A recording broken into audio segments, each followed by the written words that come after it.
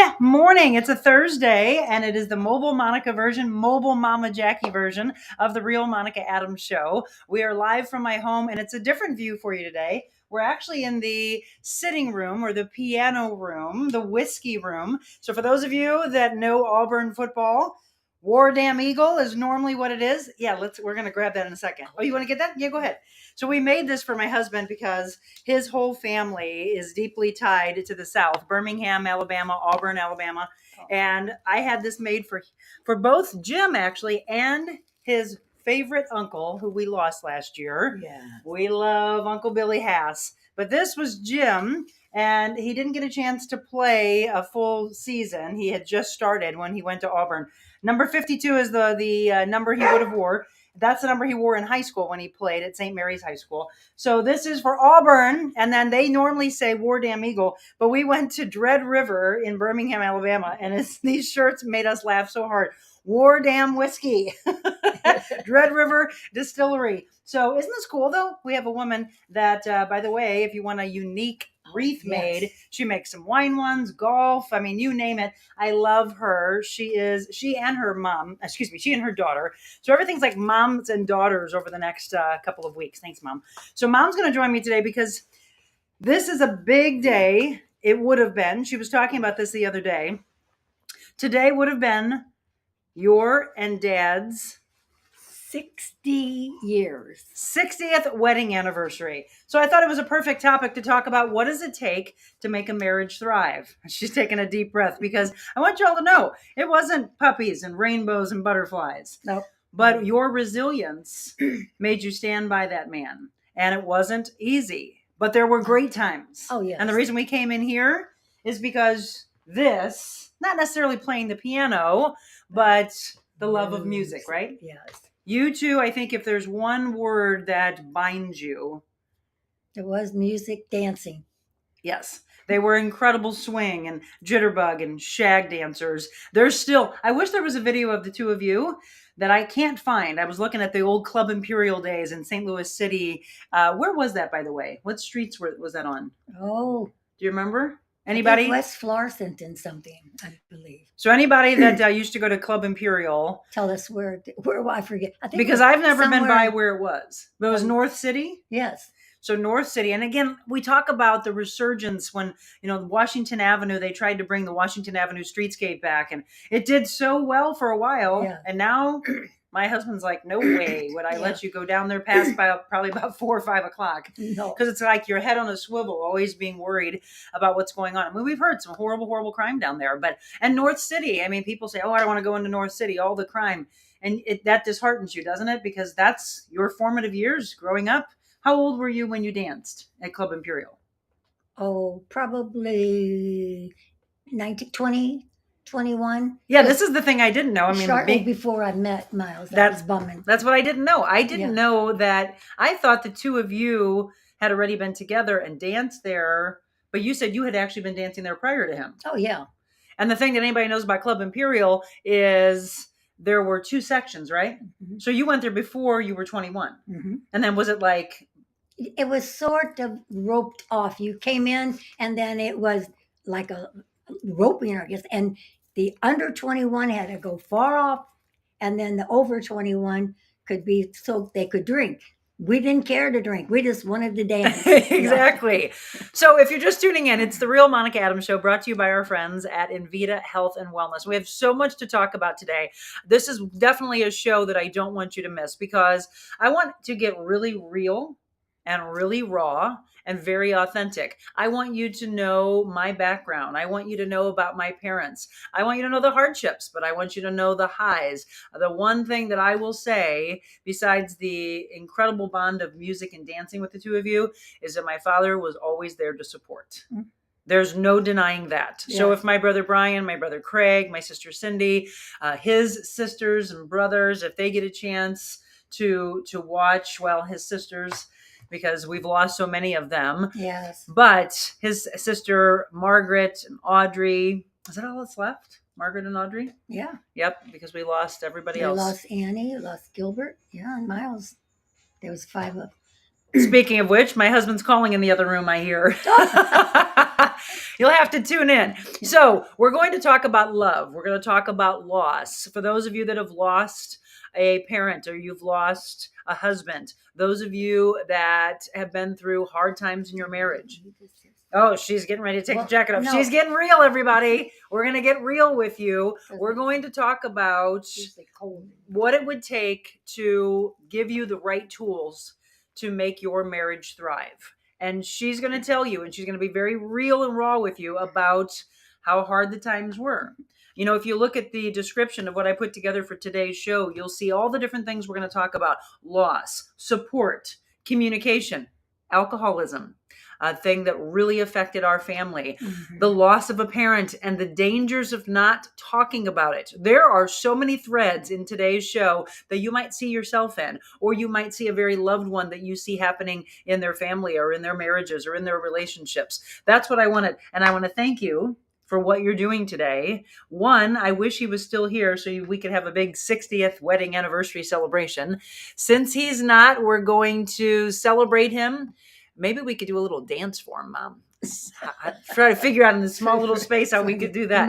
We're going to talk about my wonderful father, Miles Adams, her husband of what it would have been 60 years. But we're going to talk about marriages, loss of a parent, loss of a spouse, communication, men communicating, all of these things coming up for you on today's show. Don't go anywhere.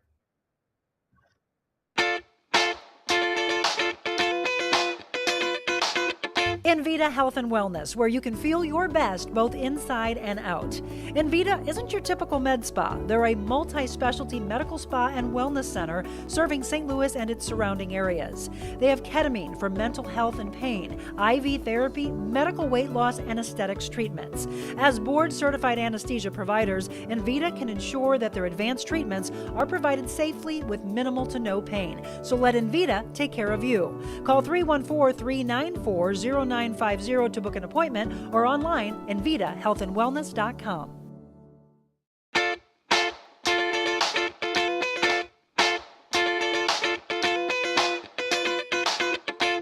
It's the icing on the cake. The final brush stroke. The finishing touches make all the difference in your home, too. There we go. Welcome back, everyone. It's the Real Monica Adams Show, and Carol House just loves to have a commercial run or just be in the background. I'm going to have to figure out why they keep firing like that. So welcome back. If you're just tuning in, this is Mama Jacque, and she'll be joining the show from time to time. We will have Jim join the show because everyone said that they loved that show that he was on. You did too? Yes.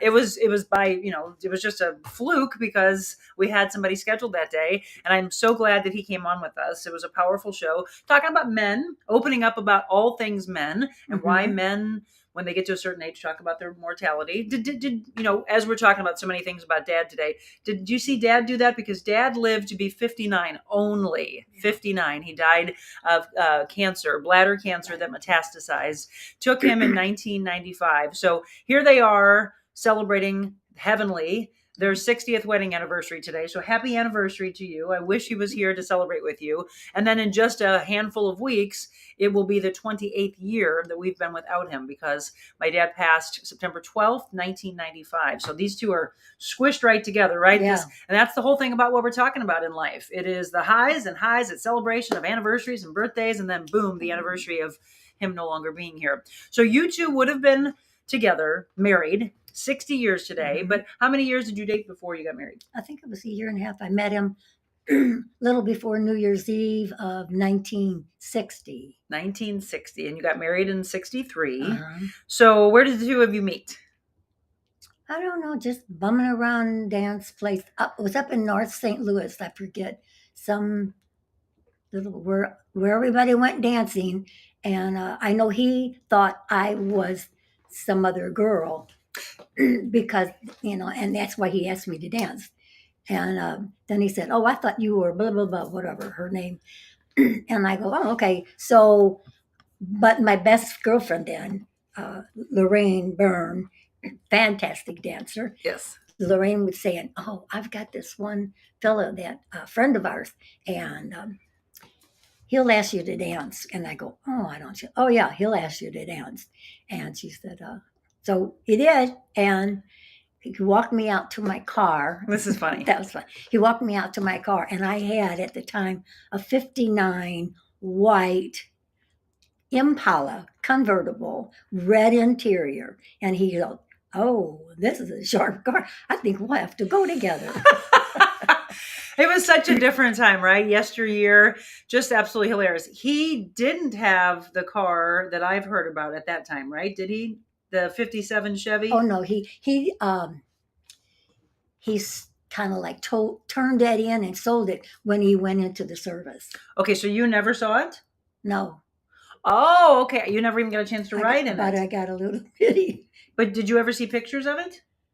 I don't know if I saw pictures of Did it really exist? Did it really exist? I'm just kidding. I have a little replica. So we were told that he had a 1957 Chevy powder blue with Continental kits Yes. and skirts. And skirts. Continental kit and skirts. Yes. Yes. Beautiful classic cars. So I'm thinking because the two of you had such beautiful cars, it's what made me fall in love with cars as I grew up. I was always in love with cars, right? Yeah. Still am, still to this day. And by the way, there is an event coming up on September 30th that you'll be hearing about in the coming weeks. A young girl stopped me at a gas station the other day and fell in love with my car. And somebody asked the other day, what do I have? I have a Mercedes SL 500, but it is the color of it that matters. It's this beautiful blue. I don't even know what color would you call that. I don't know. It's not Monica blue. No, it's close to a cobalt, but also has a purplish tint in there. Yeah, well, and I used to have a Corvette that was kind of that color, but they actually called that Corvette blue. It was a 1991 Corvette. I had another Mercedes SL 500 that was black, but this one's so much prettier, and it has white interior. Anyway, she stopped me and she said, "Do you show that?" And I said, "Well, no, there's nothing special about this." And she said, "Would you show it for kids?" And I thought, "Oh, you want me to show it?" So there's an event coming up on September 30th, and it has to do with children battling cancer or other devastating diseases. So if you know someone that has a really cool car, maybe truck, motorcycle, they don't care. Yes. They want a bunch. I unfortunately cannot be there. I'm hoping maybe that Jim or maybe somebody in my family might drive it out there for them. But the main thing is I want to feature them so that you can come out and then we can maybe raise some money for those children. So yeah, talking about some good cars. There's a lot of things we're going to discuss today on this fun day that would have been an incredible anniversary. You only, well, I don't like the word only. You got 30, what, 2? How many years did you have with him? I think 33. 33 years? Yeah, because we got married in 63. Well, and he died in 32. Mm-hmm. Right? So I thought, okay, so 32 years that you had before he passed. And we talk about, I like to start with positives. Talk about the good times, right? Talk about the dancing. That was the one thing that always tied you together, no matter what, even if you were in arguments. So I always want to tell people that if you're going through rough times and you don't like the person, you still love them. You forever loved him. But there were times that you did not like him. Oh, yes. And vice versa, probably. Mm-hmm. It's what happens in relationships. It's not always, as I said, puppies and rainbows and butterflies. So if you really have the resilience in you, right, you make the marriage work. Mm-hmm. So let's talk about the good times. What did you love about him? What made you fall in love with him? I don't know. I guess that self-confidence that he had, you know, and that was, I guess, with the dancing and just sure of himself, you know, it was. He did. He had an incredible, and I talk about confidence and how do you know someone is confident? The way they walk into a room, the way they carry themselves. He had broad shoulders. Mm-hmm. And when he walked in the room, he just kind of lit it up. And it's exuding that confidence. He was a football coach, by the way, for 25 years. Yes. Now, this is interesting, though. So here's we'll go from the good to the bad. So I loved that as a young girl. I was a cheerleader for him. Yes. The funny thing is you used to say that you would put me on the blanket. Well, that was when you were real tiny. You were about a year and a half old, or I'm trying to think when you started walking. But maybe you were only like 9 months, 10 months old. And I would I would get a big blanket, set it down on the grass and set her down. And we'd be watching her brothers play football. And some of the ladies, my friends, would be around and I get, "Oh yeah, like she's going to stay on that blanket." I go, "Oh, she will." And they go, "Why?" I go, "Because she can't stand the touch of grass on her. So she will go up to, and then, oh no." So who does it remind you of? Our dog, Opus. Opus, yeah. Or Aubie. Jim Aubie. calls him Aubie, which is the mascot for the Auburn football team, by the way. Aubie Opus is what we call him. That dog does not want to put his feet in the grass. So he definitely must have been raised in the city. Yes. Because he pees and poops on the concrete. I mean, this is all being very real with you. Yeah. How many of your dogs do that? I've never had a dog do that. I thought, what is wrong with you? I'll go to walk him down our big driveway and I feel a little pug. I told this story before. I felt a little tug and all of a sudden there he is squatting, pooping, and the poop's falling down the driveway. And I'm like, buddy, go in the grass. What is wrong with you? Well, yes. like you said, that had been how he was raised. I guess. Poor little guy. He's been so mistreated. Well, somehow you acclimated me to grass. I did see I don't know if it was some little GIF or something that I saw, but kids and dogs in the beginning, puppies, they don't like to have their hands and feet in grass. And so if you, they show that if you go to put a baby or a dog, that they'll go like this. Right. Because it's pokey. Yeah. We don't like that. So anyway, that's when I was a baby. I was always there supporting my dad as a young baby and then supporting him as a cheerleader. And all I knew was Junior Football League, JFL. Yes. I was very proud of my father. Now you're going to say though that it was a part of his life that I think as a family, we were proud to say, you know, gosh, Dad did a great job. He's got that one football trophy. Oh, yeah. Was that for, do you know, was that for coach of the year? I think it was coach of the year. And I think my brother Craig took it because he was very proud of that. But one of the things I want you to be real about is it took a lot of time away from the family. That it was when my brothers were done playing, she thought, well, you don't have to coach anymore. You don't have to, yeah. But no, they continued. And then the buddies would sit around, talk, drink beer after the coaching, you know. And you would be like, where are you? And you didn't have cell phones back then. No. So that was it's a whole different part of life. Okay. So we think about how far we've come with being able to communicate and the instantaneous aspect of texting and picking up the phone and, hey, where are you? Or the 360 people have on their phones. Oh, yeah. I can see where you are. I know you're still up there.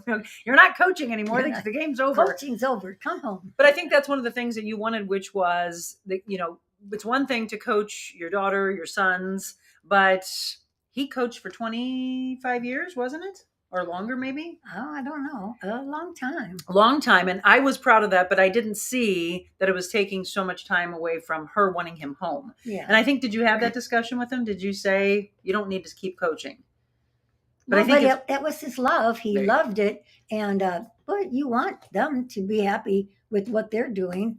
Because I know if I was in some of my clubs or whatever, I would go on them. I even went on I forget what it was, through where I worked at Stretch and Sew.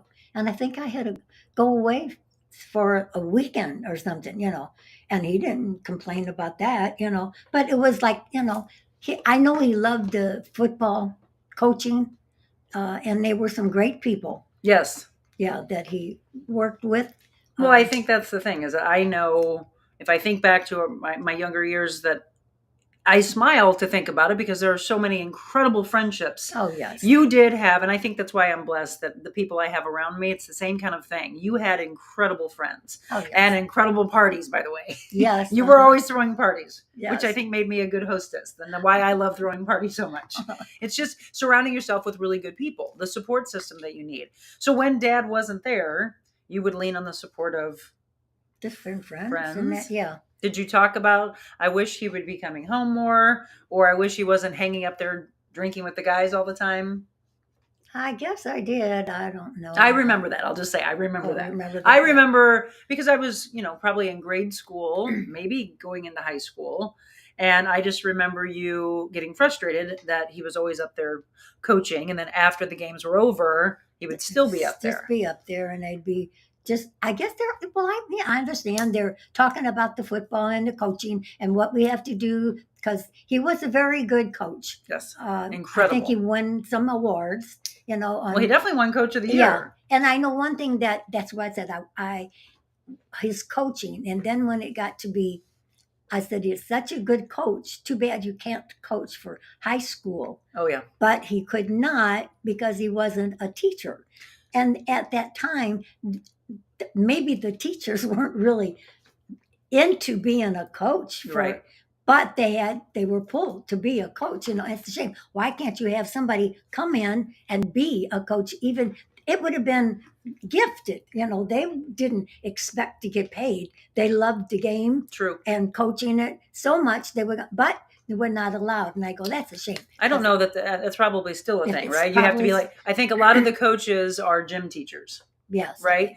But Dad, let's just give him these props. Dad had to drop out of school to support his family. Yeah. Right. Because Grandpa got very sick. Did he, did he go to high school? Was it a year maybe? Oh, no, he went to high school. Oh, no, but he didn't finish. But I don't think Sophomore he year, finished maybe yet. freshman year. Yeah. We'll have to ask Aunt Margaret and Aunt Yeah, Audrey. probably sophomore year. I don't He know. had to drop out because his father was sick. Yeah, Grandpa got very sick, and so Miles kind of had to go and start working part-time or something, And be the support. get the support, get a job at a whatever grocery store, this, that, whatever. Ding, ding. I just got an aha moment. Yeah. That's why he was forever the supporter. That's why he knew how to provide.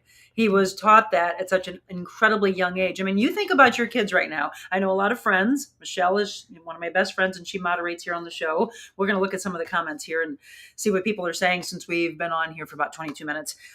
She has a son who is at St. John Vianney, where he went there the other day, where, by the way, if you don't know, we have a sign up that says TheRealMonicaAdams.com. So our Yes. team has a sign at Vianney for the next year. But her son, can you believe, already going sophomore? No, I can't. I know, I can't love it. Remember a little bitty thing. A little bitty Max. But think about that, Michelle, and all of you that have freshmen and sophomores, even juniors and seniors. Can you imagine them suddenly being the provider of your family? That's what he had to do. So those are hard times. And I think sometimes there might be resentment because you miss out on the years that most people are out there partying and starting their fun times in high school. And he missed out on all that because immediately had to have a grown-up adult job. Never got a chance to finish high school or even think about getting a chance to go to college. He did get his GED. Yes.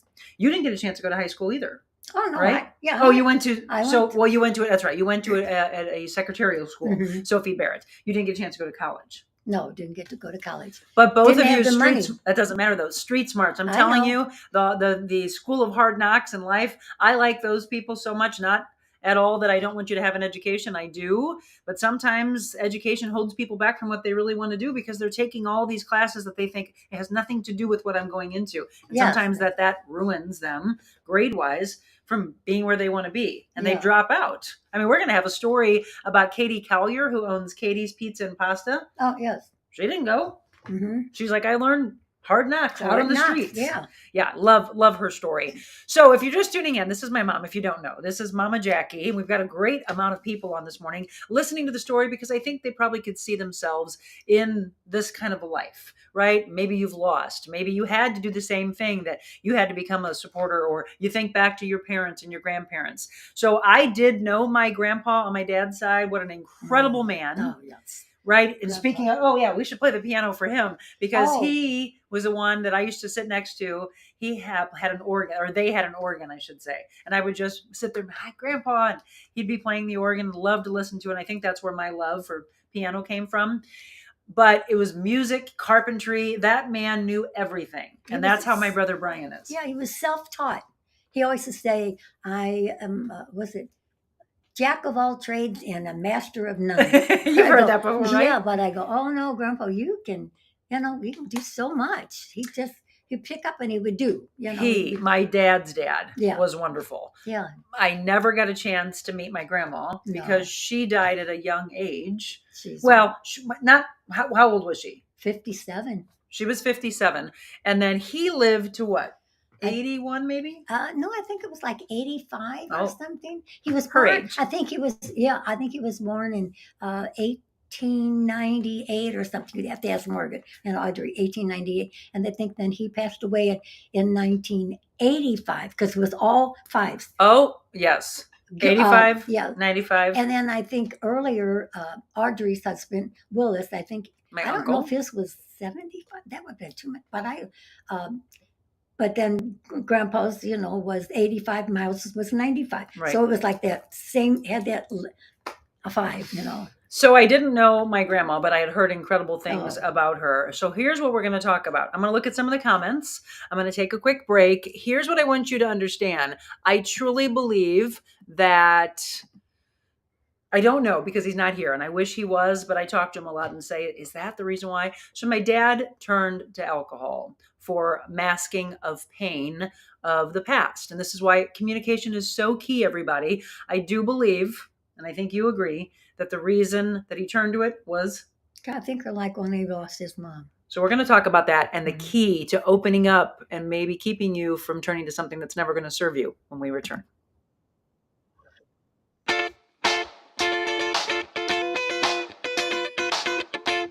It's the icing on the cake.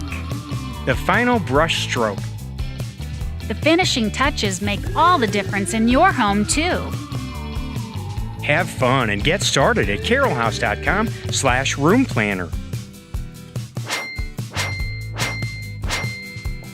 With thousands of accessories in our 3.5-acre showrooms. Get your picture perfect room and the lowest prices in the country at Carol House. Because you like nice things. You know, of course, it's great to get outside and enjoy the warm weather, but when it's time to relax indoors, be sure your home stays cool with equipment and service from my friends at Aldon. 24-hour emergency service available. At Aldon, it's their commitment to continue providing above and beyond HVAC service for all of their customers. They truly care about the air you breathe. Call them today at 314-567-5585 or on the web, aldon.com. That's al-don.com, 314-567-5585.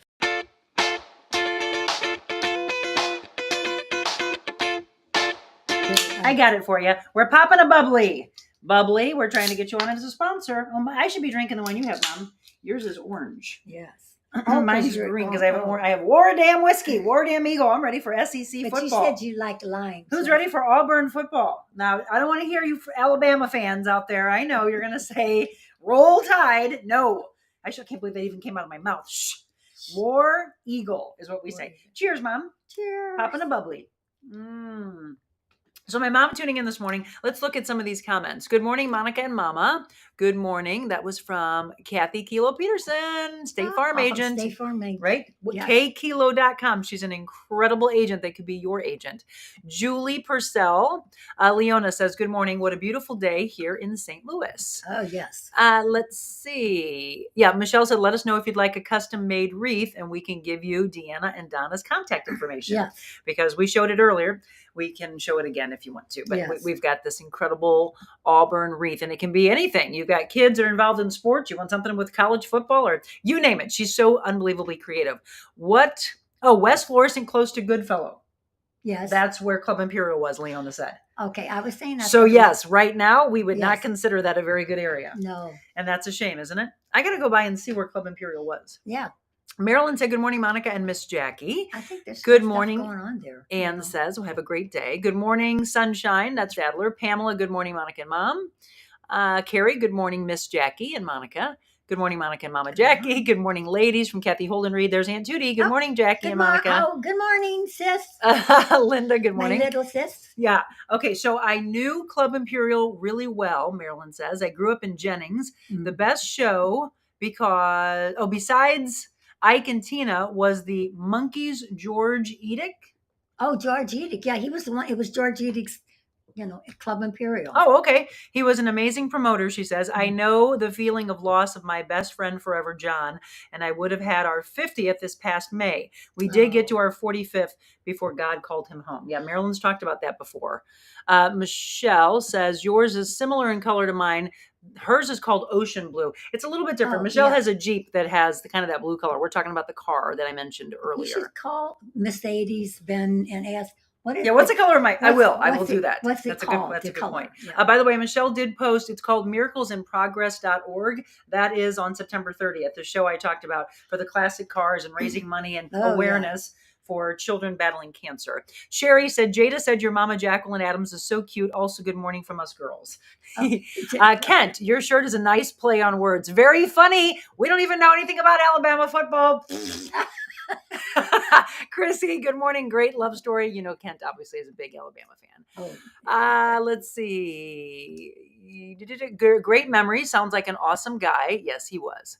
Good morning. My dad had to go to work when he was young to help out my grandma. My grandpa passed away. We never met him. My dad worked in Armours for 40 years. Mm. Pam, good morning from Washington, Missouri. Popping a bubbly. That's right. When will you sponsor the show, Bubbly? Hello. Otherwise, I'm going to be done with you and I'm going to turn on to LaCroix or something like that because we're giving you a lot of free publicity. Good morning to Terry. Sue, this hits home. All right, good. Here we go. My dad died when my brother was 6 and I was 4. Didn't really get to know my dad. Mom had a tough time raising us. You talk about grandpa. My grandpa was my life growing up. Yeah, I hear that a lot. In fact, we have a really powerful interview coming up today that I'm going to have to record. They couldn't do it live, but I want you to look up, or maybe Michelle will post here for you, Mildred Kirschenbaum, her daughter Gail Kirschenbaum. So we watched the movie last night, and wow, what a great filmmaker, by the way. I can't wait to talk to them. I'm going to be recording that, and then you'll see this on a future show. There are a lot of people that are shocked that Gail forgave her mother. Yes. I mean, you want to talk about Mommy Dearest playing out and ridicule and putting someone down, your own daughter. I told the story the other day about the mom that asked my friend, do you think my daughter should get a boob job? And I was like, what? How rude. She wanted her daughter to get a nose job. Oh, right? Right. So many things that we'll Said discuss. You'd probably get married if you got your nose fixed. Right. She kept saying, why aren't you married? Why don't you get a nose job? And your eyes look all cloudy. And why don't you do this? Yeah, why is your hair like that? I mean, it was just... Never complimented. But she forgave her. Yeah. And her movie is Look at Us Now, Mother. Look at this now, Mom. Yeah, or Mother, I think it is. And then she did a memoir, and she also did a book up because her dog was everything to her. There's so many things we're going to talk about, but then we're going to talk about the wisdom of Mildred. She will be 100 next Friday. So I'm going to probably hang on to the show until closer to her 100th birthday. And then they're going on a 17-day transatlantic cruise. Yes. I mean, and she's still so spry. When she was moving around at the gym, I'm like, look at those legs. She's a beautiful woman still. She was, yeah. But one of the things that Gail talked about was how her grandmother was everything to her. Because usually it is when there's a disconnect between you and a parent, it's usually a grandparent or an aunt or an uncle that raises you. Let's see. Denise Mashek, Tuxberry's on. I have the best memories of being around all of you as a kid. Yes. I talked about the Masheks the other day and the Millers. Love being with the Masheks. So all of you that are tuned in, but we're also getting very, very real here. So when we went into the break, I said that my dad did have an alcohol problem. I'm just going to be real to you. However, not once did he ever lay a hand on any of us. Neverly. That's not a word. Never on me either. No, I said any of us. Yeah. Never physical abuse. No. Verbal, though. Verbal because he let the alcoholism take over and affect him. And I always wanted to know. Now, look, I became a life coach and counsel a lot of people on these exact issues. And one of the things I always say is we have to look at timeline therapy. Where did the pain and the trauma, the abuse, any of that happen? Now, from what I understand, his mother and his father were incredible. So they never would have abused verbally the kids, nor did they have a drinking problem, right? No. So I don't know. It wasn't a lineage that it came from. Instead, we believe, but as I said, I was young. I was only 24 when he died.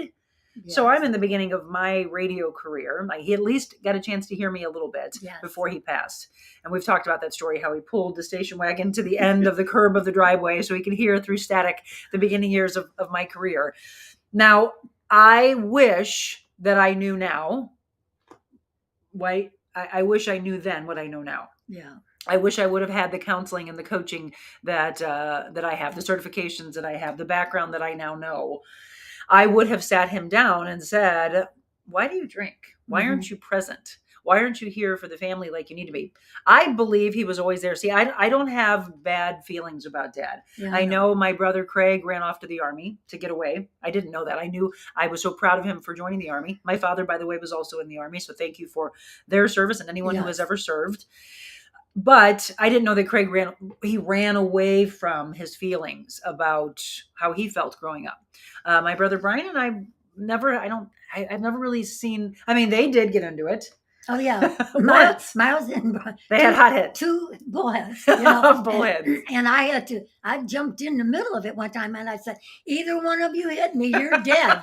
and they didn't, they were trying to get to each other. And I just got in the middle. I thought, I know, dear God, you're not going to let them hit me. That was once, right? Yeah. Just one time. And I remember that. She's all of 5 foot, 5 foot now, but she's 5'1.5" at her tallest. Yes. But larger than life, my mother is. She did that. And I remember, I was in grade school. I remember jumping on my dad's back and saying, don't hit my brother.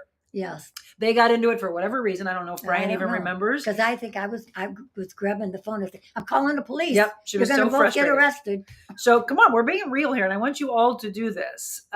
So I remember that happening. I don't know what age I was, but that was it. The one and only time that it escalated so much that now they didn't actually hit each other. No. They came close. They were kind of going at it. Yes. I jumped in right away. Yeah. But that led from alcohol. Mm-hmm. Then I started to, as I went into the beginning years of my radio, I had a townhouse in Fenton. Oh, Anybody yes. know where the Pink Elephant is? Yeah. That's where I lived, directly across. It was like country club, I don't know it, but I townhouses or something like that. So anyway, I remember him coming to the house, my townhouse one time, and he had been drinking. And I said, "Where have you been?" He was over at Willie's. They lived in Arnold. They moved from Florissant to Arnold. Willie and Ardeen. Willie and Ardeen. And I remember him coming over. And instead of sharing times, and now, you look back and think, maybe I should have had him come in. Maybe we should have, spent some time together. I did say, you need some coffee. I don't have coffee. I don't drink coffee.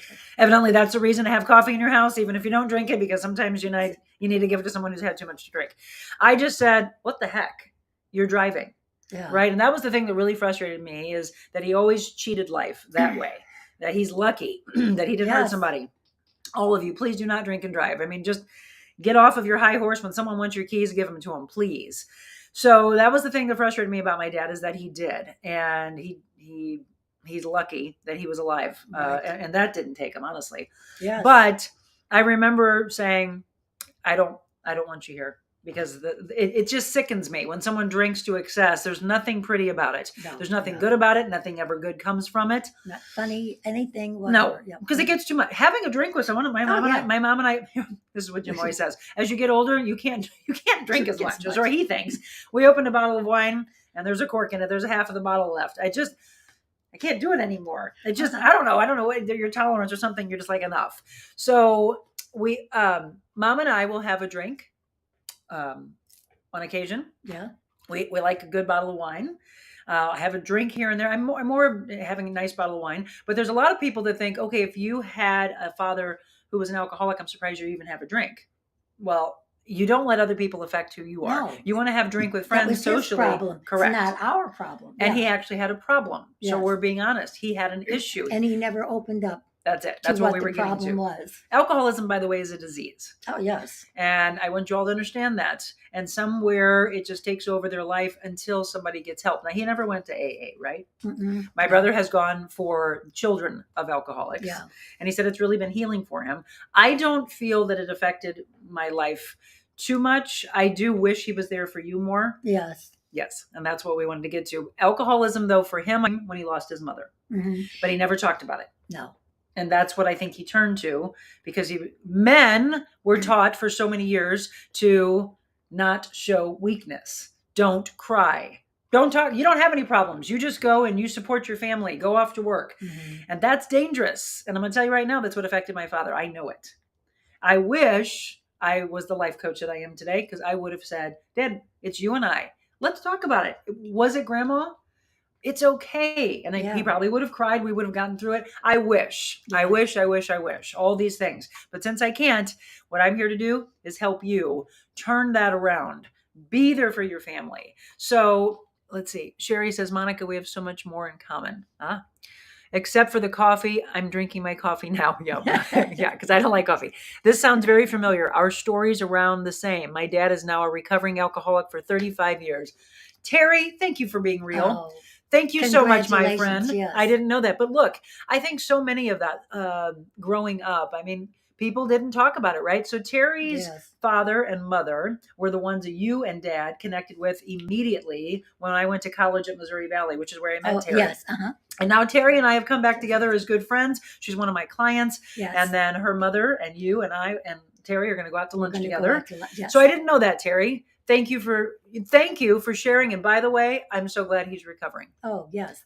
You just gave me chills. That's the most beautiful thing of all, is that he found his way to that. I mean, you should be blessed to understand that. Let's see. Yes.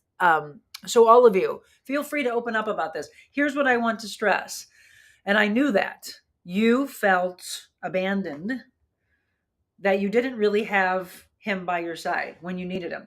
When he would come home, and this is what frustrated me about him, that he would drive home after drinking, Yes. after being up at the bar, the locker room. Mm-hmm. That was the main one, right? Up in Flores. And I think they're still there, aren't they? I don't know. Or they were. Where else did he could go? be. What was that on the corner? Right there at East Hume. Anybody that knows Flores? East Hume's, not East Hume, sorry. Thunderbird and Lindbergh. Yeah. Just off of in a little strip. Arios. Arios, yeah.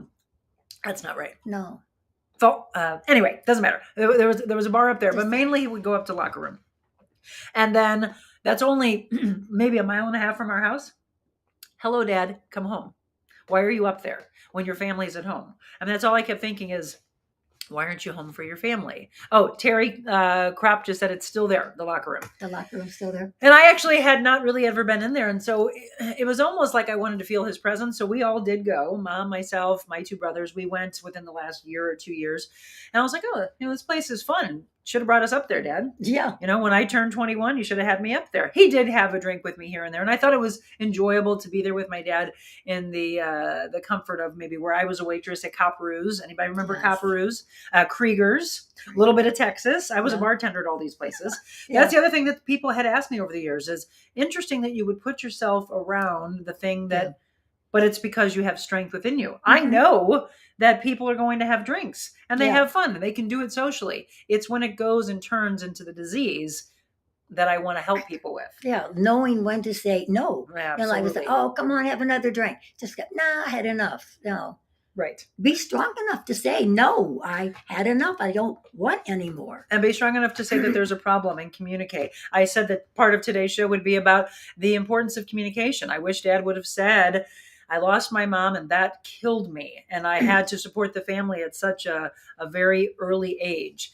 That comment, by the way, needs to be removed, Michelle, by that person. You'll see. Don't even give power to that.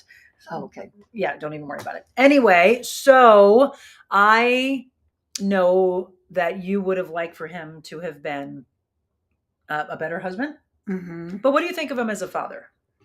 Oh, he was fantastic, I say, as a father. Yeah, he was there for you kids, wanted to do and get whatever he could for you, And at times he was a very good husband to me. And we would I think he was a lot. Oh, yeah. And we would have a lot of fun. And I could just die laughing at some things that he did. But it was Tell the donkey joke. Oh, my gosh. No, I don't even know how it goes. Okay. You Yesterday was National Tell a Joke Day. Oh, what? So we should have told this yesterday, but it's kind of funny. So, okay, we'll tell this. Because I do like to do the up and downs. And of course, it was in a bar. Yes, it was in a bar. So there's a guy that walked in the bar and he said, hey, bartender. No. Oh. He said, hey, jackass, give me a beer. Oh. And the bartender gave him a beer. And then this continued. He would get done with his beer and he'd want another one. Hey, jackass, give me a beer. And this guy next and then he asked that like a handful of times. And then the guy went off and went to the bathroom. And the guy that was sitting next to him, the guy ordering the beer, looked at the bartender and said, hey, can I ask you a question? And he's like, sure. Why do you let him talk to you like that? And I can't even do it. Why do I always laugh when I try to deliver the line? He said, why do you let him talk to you like that? And he said, he always calls me that. So stupid. That was my dad's favorite joke. But then he would tell jokes, and sometimes he couldn't even get them out because he's laughing so hard. That's the one he would try to get to, and then he would be, and then he'd start laughing so hard. That was his stupid joke. Yes.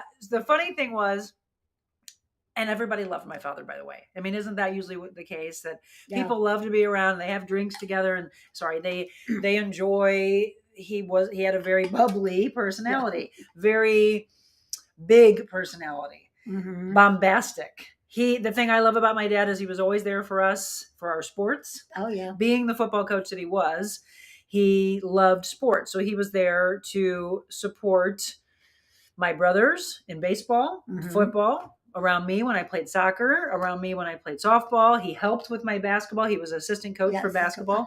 He was the one when I had my blood clot that was there for me. And my mom said, you're going to have to get her involved in something or she's going to go stir crazy because she's going through something so big at such a very young age. I was only 19. He's the one that got me into modeling. Yeah, I'd say that was the one thing he couldn't figure out. You can't play sports, so what are we going to do? So got you into modeling, So I kept you busy, doing something because it was like, this is going to drive her nuts if she can't do something. I enjoyed it, but I didn't and the reason I didn't stay, I mean, I do some commercial work and spokesperson work, and it was just such a fake lifestyle that I saw. Yeah, well, then they're critical of your image. Well, they want you to be skinny, this big, like a board. Yeah. And, and then what ended up happening, I trained 12 models that were sent back from Paris and Milan and New York, all because they needed to lose a half inch or an inch on their hips. And I was like, this is she's starting to get a muscle. Oh, can't have that. Yeah, not me. One of my clients, Abby. Yeah. And I said, you have to get to a point where you own your own life and say, do you want to be a fitness model? What is it you want to be? Do you want to have someone controlling it so much? If that's the lifestyle that they wanted, great. I didn't. I didn't want to just be a model, but I'd sprinkled it in. I said, this is silly. I'm going to do, my favorite was at the Fox Theater when I did the wedding gowns. God, it was gorgeous. Yes. Yeah, all dressed up. So that was your glimpse of me first time in a wedding gown. Yeah. My mom, by the way, for all of you that have seen my wedding pictures, she found it. Yes. We were together at an event called Brides Against Breast Cancer. Yes. And so these were dresses that had been worn. That's what I love. People always say, you really? It's so funny how people will put you in this light and think that, well, here's the thing I used to get. Oh, I think Monica's probably going to marry a doctor. Oh, Monica probably lives in Ladue. Oh, Monica probably spent $10,000 on a wedding dress. No. Real. Yeah. We went to that event and I wish it was still around. It's not, at least in St. Louis, it's not. But we looked at a bunch of different dresses that were wore once, but really taken care of. Mm-hmm. And then there were all of them, well, not all, but a great portion of the proceeds went to help women that were going through breast cancer. Yes. And I had a bunch of different dresses that I had tried on. And then you found. Had this one white, and it was very pretty. I have it, by the way. Do you remember I bought 2 dresses? Did you? Oh. I have a wedding dress for sale. Not mine. I will not ever sell mine. But yes, the other dress was pretty. And wasn't worn. The girls were all saying, "Oh yeah, get that one." Well, as we were walking back for where she would try on clothes, I saw this wedding dress and I grabbed it and I go, "Oh no, this has got to be." So I said, "Try this on." Her dresses. They both were pretty, but I really loved, if you haven't seen my wedding pictures, you need to. It's a black and white. It's just stunning. My mom had that as an extra. The ladies are like, yeah, just put it. I didn't even see it hanging there. And we were done. And then all of a sudden, my mom said, how about try on just one more? And I tried that on and felt like I was stepping out of a movie. Mm-hmm. I mean, it is a stunning wedding dress with this gorgeous long train. Yeah. But then we took off and. Yeah, because it hooked on. Yes. Different. You did. Oh, but I changed it. I mean, this is the design side of me. So it had a zipper in the back. Yes. And I chose to change it to beautiful ties. Yeah, for like a corset. Yes. Yeah. Black and white. Uh-huh. And Arena, who's an incredible tailor, she did that for me. That's what I think made it stunning. Yes. The way the back looked. Yes. So very pretty. But anyway, yes, the white dress that I bought was one of the dresses, because some of them had been worn or somebody had bought them and they still had tags on and they were never wore. This is one of those. Yes. So if you have someone, by the way, that's getting married, I do need to put that back out there. Yes. I have a wedding dress that I never wore and nobody ever wore that you could buy. Or maybe if somebody needs it to raise money for something, I could donate it to you. We could think of a charity. But there's a lot of things that we could do there. Okay, I see some silliness going on, which I love. Let's go here. Sherry, when I just told that silly joke, somebody said, I think, Billy Stallschmidt. I got to get back to this. This is hard to do. Yeah, I see that name came She's related to Abby. Okay, I was saying. Yes. Oh my gosh, my husband has told that joke. And then Kristen said, my dad always told me that joke too. Yes. Where did that come from? I know. Oh my gosh, how funny. That is funny. Sherry said, what did the baby corn say to the mama corn? Something like, I don't know, something like get your pop or what. Where's popcorn? Where's popcorn? So stupid.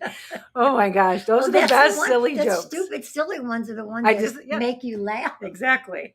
Okay, Denise, here we go. We're going to go up and down like a roller coaster, right? We need to laugh. We need to cry. We need to realize that we all have a thread that pulls us together. So Denise says, both my parents were alcoholics. I did not know that. I didn't know that. I remember being so sad because the feeling in the house was despair. My dad, whose faith ran deep, realized this. He stopped cold turkey. His father died from alcoholism. This was when I was in 5th grade, when temptation from peers started. My dad walking away from that life meant everything to me. Oh, God, I had yes. 2 sips of alcohol my freshman year. I knew to never open this door. It's crazy how many people still think I'm a recovering alcoholic. It is still, at 53 years old, something I have to explain because it's too unreal to believe.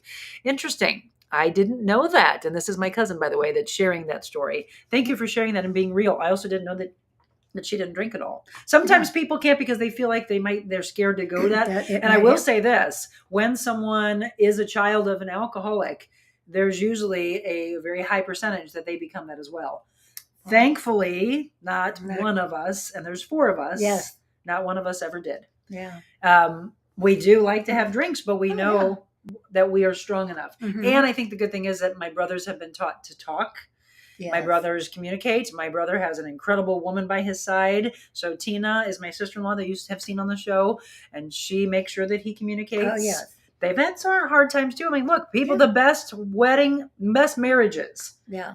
have been through some rough times, but they have the resilience to stand by. Carrie says, both my parents have passed away 2 decades apart. Neither drank, but we had other family issues. But I made peace with both of them before they passed. Communication was key in that. There was forgiveness and a new bonding. Forgiveness didn't mean forgetting, but moving past. And one of the things we're going to talk about with Mildred and Gail today is forgiveness. And in fact, she's a forgiveness coach now. Oh, is These she? discussions are so great. More to come with Mama Jacque when we return.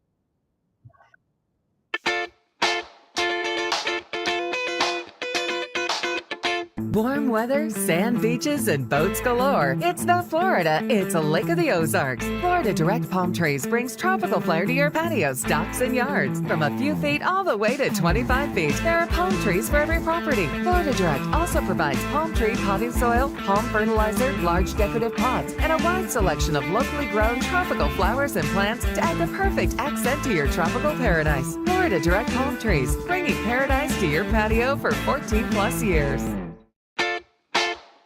Welcome back.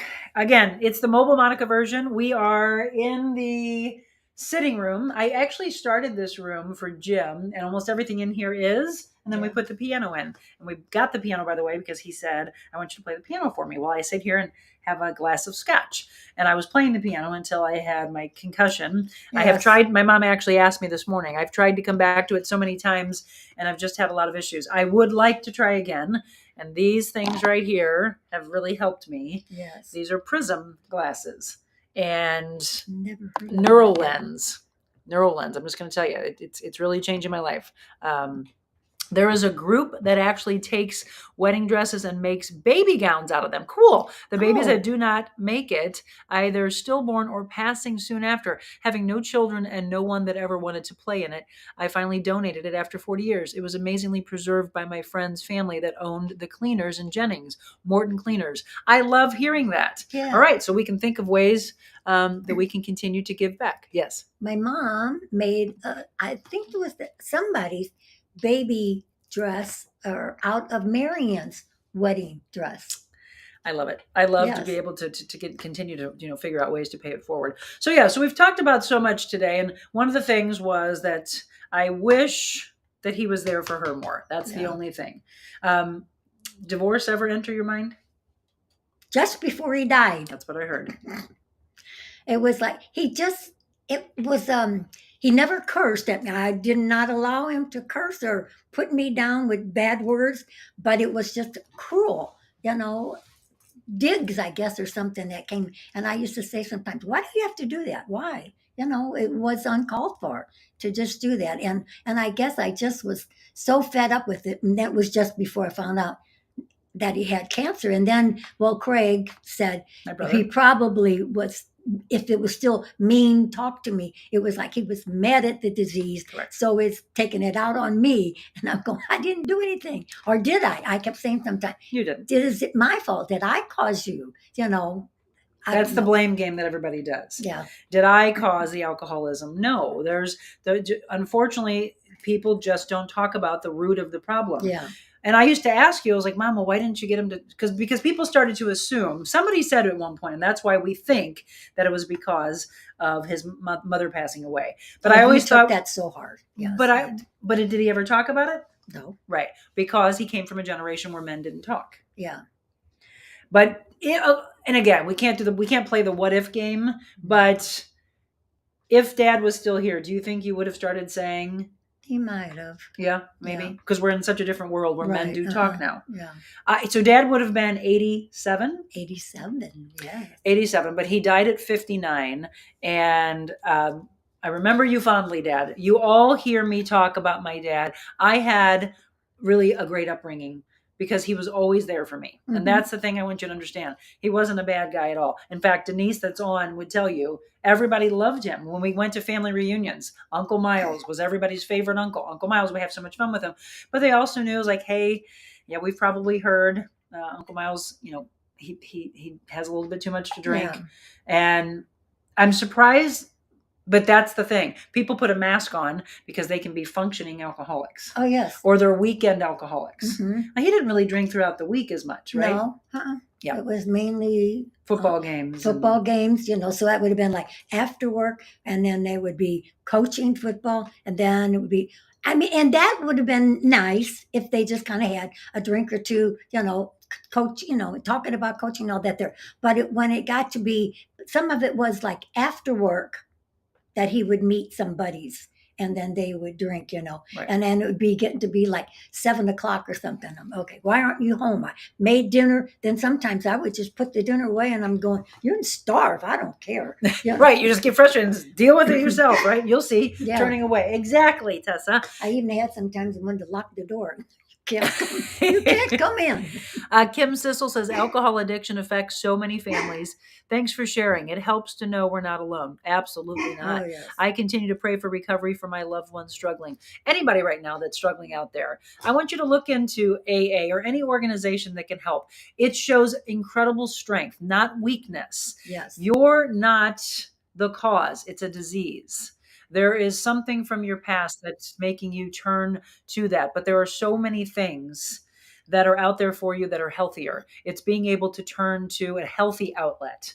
Go and find a hobby. I'm a big proponent of exercising. Get it out in the gym, whatever you're mad at. Carrie says there are other addictions besides alcohol that can affect a family, like workaholic. Of course. Mm-hmm. That's me. Yeah. And then you got to, I keep telling you that time, you've got to get rid of some things, so get down to just a couple. And you were doing that until you started your own business. Well, correct. And eventually, but the great thing is I have surrounded myself with a wonderful team. Oh, yes. Michelle Harmon, Lori Stahlschmidt, George Wise, Caroline Meert. Now we have, actually, I don't know their last names, but Sarah and Hannah, brand new. I met Hannah yesterday. Hannah Banana. That's what we're going to call her. Hannah, what a doll, right? And a hard worker. She's going to be great. Caroline, I'm going to miss you when she goes back to Syracuse. As you know, Caroline's been our intern for the last several months. And then today, in about a minute, Sarah's starting. So welcome to the team, Sarah. Yes. Celebrate Recovery is an awesome group, faith-based, by the church who wrote Purpose-Driven Life. Oh, I love that. So yes, there are so many addictions, Carrie. Alcoholism, drugs, sex addiction, workaholics. Yes. I mean, eating, overeating, all those. It's all things masking pain, and you have to get to the root of it. So I would love for you to seek out organizations and groups that are there for you. We did this show today for me and my mom to let you know that we've been there. Mm-hmm. Right? We can speak firsthand, and you're not alone. My father drank with his World War II buddies, a veterans club. It was very common to do for that generation. Jerry, Yeah. thank you for sharing that. That's very true. It's trying to mask what they can't talk about. Yeah, I think A so. lot of veterans deal That's with that. what Tina would say about Rich. you know, About her father. Yeah. So, and then Kim says, do you believe there is a genetic component to addiction? Maybe. I would have to I dig don't know. deeper into that. Yeah. I just know that the statistics had shown that if you have a parent that a lot of times there's a high percentage that a child would be. But I'm just saying that I'm glad that not one of us, all four of us children are not affected by it. Yes. Yes. But you didn't turn into. And I have the good thing is I have no problem talking about issues. Oh, there we go. Sarah McDaniel and Hannah Gassman, I believe, are newest members of the Real Monica Adams team. Yeah. Welcome our interns. Sarah, thank you so much for going back to that. So, Mom, so tell me this, and we're going to go a little over our hour today because we've got a good group still on. Did you ever tell him that you were thinking of divorce? Yeah. Oh, you did. And what? I don't know this discussion, by the way. But it was very, because I was just, I'm thinking, I'm here, I'm helping you. I know you're dying of cancer or whatever, but it was just, I thought, this is getting to be, I said, do you want a divorce? No. And he said? I don't even know what he said. He probably didn't. Probably, yeah. I don't know. Sherry Rockledge, my father's family all had alcohol addiction. Mm-hmm. I do believe, but I don't know if it's actually in the genetic side or if it's just you're around it and it becomes second nature because it's what you knew. But see, his mother, his father were not alcoholics. What about his great? I don't know. Right. You'd have to ask Margaret and Audrey if they know of anything further back. Any of the other kids? What other kids? His siblings. Your dad's siblings? Yes. Margaret, Audrey, Gilbert? Any of them? No, I don't. Not that I know of. I don't think Gilbert was or that. So Uncle Gilbert and my dad ran around together when the early years. And didn't I hear that you didn't want to mess with them? That they both were good fighters. Well, there would be some things where we would have our family reunions, and I think one time there was some problems going on, and everybody, they were saying, yes, they say, watch out for, These don't two. mess with them. You don't want to mess with them. Well, and that was the thing. My dad. But it was like, I'm standing up for my family and my people. This is what we come back to, right? Yes. I think he forever needed to be the supporter and the protector. Mm-hmm. He had to protect. He was very protective of you, protective of his children. Not that he got into fights. Older. Well, I mean, when I had. Maybe when he was younger. He didn't start them, but he finished them. He never walked away from one. He finished them, yeah. When he was younger. Yes. I was going to say, I don't know him to have ever gotten into a fight. There was almost even some that were watching out for me when we would be dancing. And I would be dancing in 4-inch high heels. And it wasn't this lady's fault, but you're in a small space and you're swinging around and her high heel gouged into my, and guess Miles thought well, your partner, he caused it. So I almost got into a fight. Because he had a hot head. Hot head, yes. Sherry says, I believe it is genetics. Her mother's siblings all died early from issues of diabetes. Interesting. Again, that's the medical side I don't know. It would be interesting to look a little bit deeper into that. I mean, possibly. It's just, again, Dad, I love you.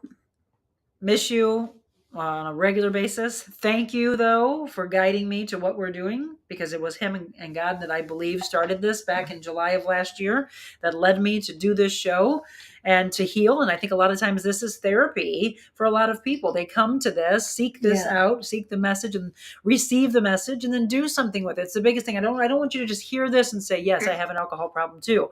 And then don't do something about it. Know that all it does is affect every layer of every person around you until they say, I'm going to get help, or I'm going to go to the Alcoholics Anonymous because of a child of an alcoholic, which is what my brother did. And that's a very powerful thing to do. I'm so glad that he did that because it was absolutely helping him. That one's called Al-Anon.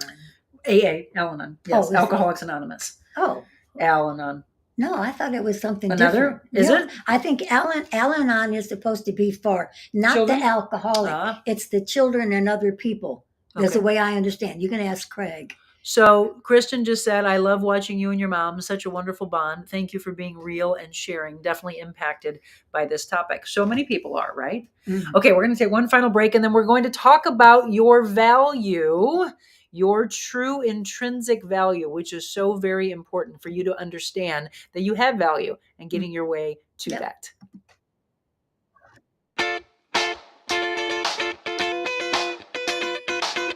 Envita Health and Wellness, where you can feel your best both inside and out. Envita isn't your typical med spa. They're a multi-specialty medical spa and wellness center serving St. Louis and its surrounding areas. They have ketamine for mental health and pain, IV therapy, medical weight loss, and aesthetics treatments. As board-certified anesthesia providers, Envita can ensure that their advanced treatments are provided safely with minimal to no pain. So let Envita take care of you. Call 314-394-0950 to book an appointment or online envitahealthandwellness.com. Welcome back. It's been a really powerful hour plus that we've been sharing stories of our lives, and you'll probably see yourself in some of these stories. And I wanted you to know, yeah, people will look at you and I, and we do. This is my wonderful role model, one of my best friends, and I've always been there for her, but I love the fact that we can be raw and open. I asked her if she would go on today when I realized that it was their 60th wedding anniversary, and I said, well, let's talk about the good times. And there was a lot of great times. My dad was so funny, great support system, incredible dancer, handsome as heck. What a good looking man. And I think my husband mirrors him a little bit. There's some pieces of my husband that I think remind me of my father. Very confident man as well. Yes. And the great thing is I've learned, and that's the thing, when there's hard times or bad things, don't sit in it, learn from it. So I've realized what I didn't want in my marriage, which was the berating, the verbal abuse. Mm-hmm. And I will call Jim on it right away. Hey, yep, I will never take that. Yeah. Right. And so I think the more you do that and you don't stand for it, you don't allow it to happen to you, you got to stand up for yourself. You have to be your own advocate. Yeah. You tried. I tried. I mean, that's kind of like a fight, arguing back and forth. Because you're not going to talk to me that way. Yes. One thing it was, I do have to say, he did never curse me out, put me down that way. But it was just, I don't know, just a bossy, or I don't know what it was. He was deflecting. Yes. Issues that he had. Kathy Holden Reed said, thank you for being so open about such a difficult topic. Thank you both for being so open. Hello to whichever dog was barking. That's, of course, that's Tessa. Tessa, being a always. brat. So understanding your value, and Dad, you had value. You had so much value. And I will say that when someone's turning to an addiction, can you hold that for me, please? Thank you. Mm-hmm. When you turn to an addiction, she's double fisting it. When you turn to addiction, you're not opening up and dealing with the issue. You're just masking the pain. Yeah, he never, ever opened up. Right. I would always try to get him to open up, and he would just go, oh, whatever. Oh, whatever. I think there is a little bird. There's birds out here. They're listening to the show. Yes. Oh, there goes my husband calling again. He thinks we're done, but we're not, because we've had a powerful show that we had to talk about today.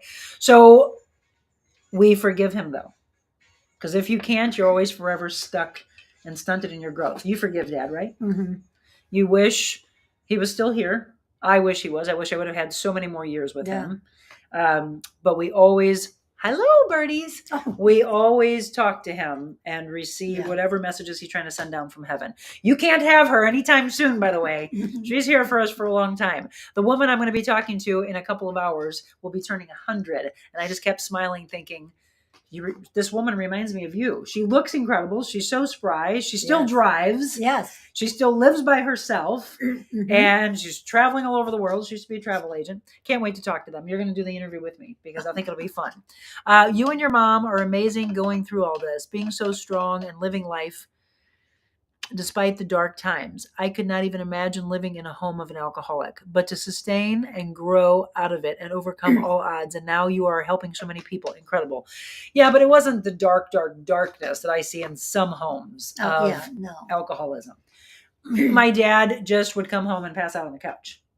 He never laid a hand on anyone, but would be verbally abusive and not be present. I think that's the biggest thing.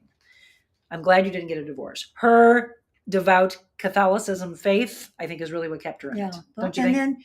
then, and your marriage promise, people don't pay any attention to it. You do Two say vows. devout, and you promise to, in good times, bad times, whatever. And whenever there was them, you have to just trust in God to get you through it. And I we know did. some people, it would be like, I know with some, if it would be that you would have been beaten, Yeah. that's different. That's different, We wouldn't have let you say in something No, like that. No, that Thankfully, as I said, that would never not happened. have that, but Carrie you try to says, make it work. we did, not just try, we did. Yeah. Alcohol addiction is about 50% heritable, while addiction to other drugs as much as 70%. Can't type anything, it won't send in. Wonderful show, beautiful family. Life happens, but you must pray and work through it. And we did. Yes. Let's talk about value, Mom. Okay. Knowledge. You are never too old to learn something new. Learning helps maintain neuroplasticity. Running the system clears the cobwebs and keeps your brain functioning in peak condition.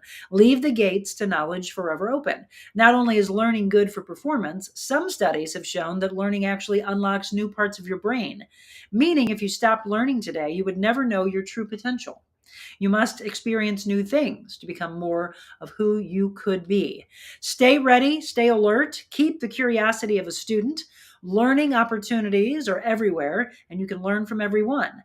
Acquiring knowledge tells your brain that you are worthy and worth investing in, and it builds your personal worth account. I wish Dad would have known more of how worthy he was. Oh, yes. Takeaway from today: learning is good for your health. Learn something new every day. And the next time we get to this, we'll talk about attitude. Attitude is everything. I just learned the other day how to make a boutonniere. She did. You're never too old to learn something. Let's see. Such a powerful show today. This helps many. Thank you both. You bet, Jerry. Stephanie says, bless you and your mom. You both have a lot of wisdom.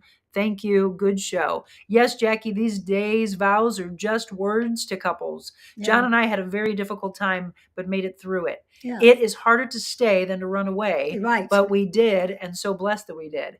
Yes, our Catholic upbringing definitely had an impact on our marriage. Yes. Judy Sanchez says, enjoying you and your mama. Share this show. That's the biggest thing. And that's the thing that I put up. Love you, Mama Jackie, Michelle just said. I just put up that I want you to please share, like, and follow our live stream. And then afterwards, share the show. We have grown. In fact, I can't believe this. We came up the other day, myself and George, we were putting some analytic numbers together. Thanks to you, in the last 28 days, we've had a 1.5 million reach.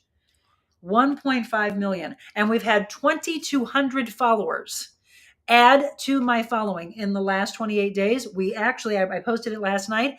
We just had 16,000 when we left for Birmingham. That's only 2 weeks ago. We now have 18,000. 18,000 and growing. And that's what we want to do. Jerry, thank you. Denise said, love you all. Love you both. Share the love and be inspired absolutely each and every day. Remember, there are so many topics we will do on this show. Love you both, says Sherry Rockledge. I love you all, each and every one of you that I've met, or I hope to get a chance to meet if I haven't already met you. The show went a little longer today, and I'm glad that it did because we still have a big audience on, and that's when I know we've impacted your life. Those of you that are live, I love it. Tell the people who aren't on Facebook that we are also on YouTube, streaming every day, Monday through Friday at 7 a.m. And a lot of people who can't take and receive the message live, they watch it on replay. Let me know when you're watching it on replay. Please comment and share with me how you were impacted by this show. And then let us know. Here, I'm going to put my email address up here for you again, if you haven't already memorized it. If you would like to be on the show, you have a topic that you would like for me to cover, or more importantly, you know a sponsor, because that's how we can continue to do this show. If you know someone that wants to be a part of our show, info@TheRealMonicaAdams.com. And then, Michelle, thank you for reminding me. The audio podcast, we drop every Thursday morning, a brand new show. And today's is the one with Reed Lowe. If you didn't see that, former St. Louis Blues player, I actually woke up to a text message, a really long text message of how much fun he had on that show and how impactful it was and how great he thought our energy was together and how he agrees that we should be doing bigger things together. We could take the stage together. Maybe you want to book us together. That is right now on all audio podcast platforms, iHeartRadio, Spotify, iTunes, wherever you get your audio podcast. Please listen in. If you missed that show, I want you to listen to it, let people know, and share it. And do please subscribe to not only my YouTube page, but be sure to follow the audio podcast every single Thursday at 8 a.m. I definitely have a topic I would like for you to cover at some point. Billy, then right there, here's my email address right here on the screen. Boom. info@TheRealMonicaAdams.com. Mom, any last words? Enjoy life. That's it. Enjoy life. That simple. 2 words. Very powerful words.